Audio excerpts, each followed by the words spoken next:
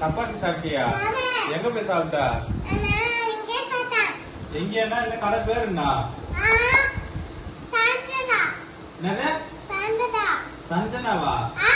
சஞ்சனான்றது உங்க அக்கா வளர்ச்சி. அவ கடையில போய் சாப்பிட்டா?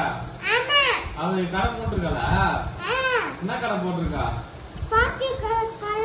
காபி கடை. அதுல நீ சப்பாத்தி சாப்பிட்டியா? வேற என்னெல்லாம் இருக்குது அந்த கடையில?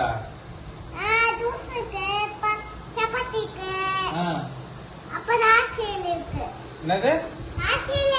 ஓ பாரு, எனக்கு 2 சப்பாத்தி வேணும் இருந்தானே. சரி வாங்கி வா. வச்சிடு.